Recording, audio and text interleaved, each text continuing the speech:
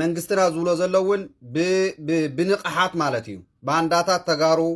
ናይ አብይ ተጋሩ ኮይኖም ብገንዘብ ተደሊሎም ገንዘብ ናይ ገዛ ክራይ እናተኸፈሎም ኣብ ውሽጢ ትግራይ ኮይኖም ይሰርሑ ስለ ዘለው ነዚኦም ብክትትል ጣቢኦምን ካሊኦምን ከሓተትኩም ኣብ ዝኾነ ይኹን በብጎደንኡ ኣብ ህዝቢ ትግራይ በዓሉ ቲ ዝመረጾ ኣኡ በብጎድናኹም ክትጣየቁ ክትሓተቱ መን ምዃኑ ክትጣየቁ ኣለኩም ኢለ ይሓስብ ኣነ ማለት እዩ መንግስትና እውን ከምኡ ዓይነት መደብ ስለ ዘውረደ ማለት እዩ ስለዚ ናብ ኩሉ ትግራዋይ ኣብፅሕዎ ሸር ናገበርኩም ናብ ኩሉ ትግራዋይ ክበፅሕ ከም ዘለዎ ማለት እዩ ንሕና ተጋሩ ክንዕወት ኢና ክንዕወት ከም ምዃንና 100% ኮይነ ክነግረኩም ማለት እዩ ድሕሪ 3 ሰሙን 4 ሰሙን ካብ ጀመሮ ብቆቦ ብሙሉእ ብከባቢ ትግራይታት ብሙሉእ ከምዚ ኣይልኞ ከበድቲ መሳርያታት እውን ይትኩስ ኣሎ ክሳብ ሕዚ ግን ካብ መንግስቲ ትግራይ ዝተዋሃበ ምላሽ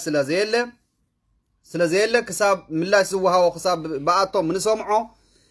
ንሕና ጥንቃቐ ክንገብር ከም ህዝቢ ዝኾነ ይኹን ምንቅስቃስ ዝግበር ወጣት መንእሰይ ምንቅስቃስ ትገብር ዘለኻ መንእሰይ ከዓ ብጥንቃቐ ክትንቀሳቀስ ካብ ወረዳ ናብ ወረዳ ካብ ዞባ ናብ ዞባ ትንቀሳቀስ መንእሰይ ጥንቃቐ ክትገብር መን ምዃንካ ክትጣየቕ ክትሓታት ብዓይኒ ጥርጣረ ክትረአ ከም ዘለካ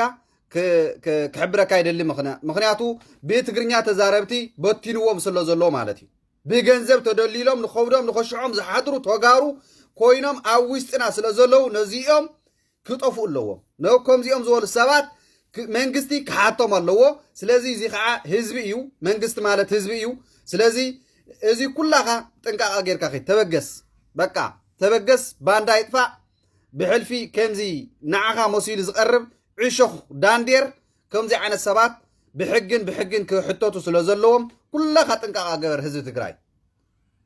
ትግራይ ትስዕር ትግራይ ትዕወት በቃ ክንዕወት ኢና ኣብ ሓፂር ግዜ ማለት እዩ ዓወትና ሓፂርን መሪርን እዩ ከምቲ ናይ ቀደም ኣይኮነን ነዊሕ መሪርን ይበሃል ሕጂ ሓፂርን መሪርን እዩ ዘበት ንህዝባዊ ፅንተት